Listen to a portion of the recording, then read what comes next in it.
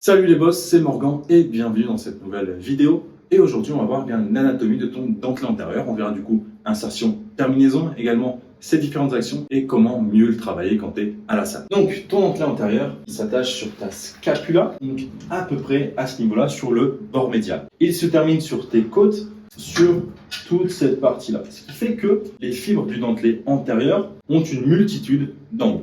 Tu as des fibres qui sont plutôt horizontales et petit à petit, en descendant, deviennent de plus en plus verticales. Et donc, quelles sont bien, ces différentes actions? Ton dentelé antérieur a plusieurs rôles. Tout d'abord, il vient stabiliser ton épaule, en plus de pouvoir effectuer des mouvements d'antépulsion de ton omoplate, de ton bras, ce qui est notamment utilisé bien par les boxeurs. Mais donc, comment travailler efficacement? Pour ça, tu peux soit venir le travailler de façon spécifique ou alors venir le travailler de façon globale. De manière spécifique, tu auras par exemple comme exercice des pompes scapulaires, où tu vas venir contre un mur et tu vas venir faire ce mouvement-là, où tu vas uniquement bouger tes omoplates pour mimer un peu ce mouvement de propulsion. De manière un peu plus globale, tu peux venir le travailler en faisant des pompes et en ajoutant cette composante de propulsion sur la fin pour venir travailler ton dentelé antérieur. Donc voilà tout pour cette vidéo. On espère que celle-ci t'a aidé à mieux comprendre l'anatomie de ton dentelé antérieur. Si celle-ci t'a plu, tu peux le liker et t'abonner et nous on se retrouve dans la prochaine. Bisous.